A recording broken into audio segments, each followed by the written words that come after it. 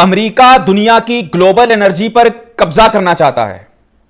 Russian foreign minister का America पर इल्जाम। उन्होंने कहा है कि अमेरिका जो है ना वो आहिस्ता आहिस्ता जो कंपनीज हैं जो अमेरिका के आड़े आती हैं उन सब को ना बायकॉट करवा देता है या बाईपास करवा देता है। अब रशियन कंपनीज पर भी इल्जाम लग रहा था, रशियन रिसोर्सेज पर भी कहा जा रहा था कि इनके रिसोर्सेज को ना खरीदें। याद रहे कि इस वॉर में सबसे ज्यादा फायदा अगर हुआ है तो वो रशिया को हुआ है। रशिया यूक्रेन के साथ जंग लड़ा था, उसके पास अगर पैसे कम भी पड़े थे, पहली बात तो पड़ नहीं रहे थे, अगर पैसे कम भी पड़े थे ड्यूरिंग द कोविड भी, अगर आपने थोड़े से एनालिसिस को देखा हो तो ड्यूरिंग द कोविड भी और ड्यूरिंग द यूक्रेन वॉर भी एक करेंसी है जिसने सबसे ज्यादा स्ट्रांग होल्ड रखा है, वो है रशियन रूबल। रूबल हमेशा से अच्छी रही है, बिफोर आफ्टर द कोविड की बात कर रहा हूं, और अभी तक रूबल ने अपनी पकड़ बना कर रखी हुई है।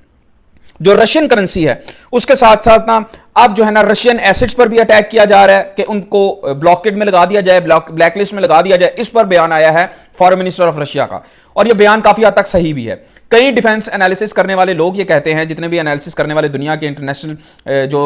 पॉलिटिक्स को एनालिसिस करते हैं, उसको एनालाइज करते हैं, उनका मानना भी है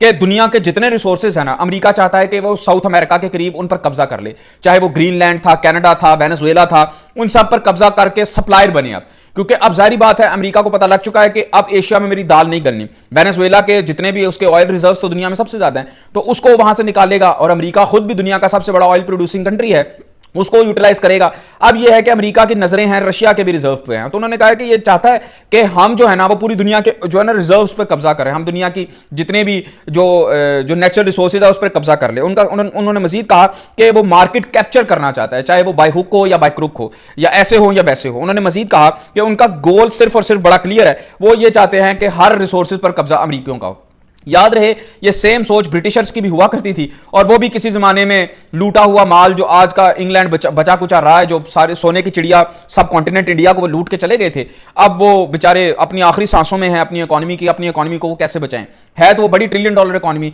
लेकिन वो सर्विसेज देने वाली इकोनॉमी, अपनी प्रोडक्शन तो उनकी कुछ भी नहीं है। एज सच के कुछ गाड़ियां वगैरह हो जाएं या मिलिट्री इक्विपमेंट्स वगैरह हो जाएं, उसके अलावा तो वो सारा जो है ना वो इंपोर्ट करते हैं, वो सर्विसेज देने वाली इकोनॉमीज हैं। तो वो ये है, अब वही चीज आ रही है कि वो भी यही कह रहे हैं कि जी ये दुनिया के रिसोर्सेज पर कब्जा करना चाहता है, और जो कि हम होने नहीं देंगे। और वी ऑल नो कि रशिया और चाइना कभी भी ऐसा नहीं होने देगा, और ये काफी ज्यादा संगीन जो इल्जाम है, जो कि काफी हद तक सही भी है, क्योंकि अमेरिका चाहता भी ऐसा ही है कि वो दुनिया के रिसोर्सेज पर कब्जा करे और दुनिया का दोबारा से वैसा ही ठेकेदार बने जो आफ्टर द USSR के टूटने से बना था, और जो 2014 के पहले वो ठेकेदार था।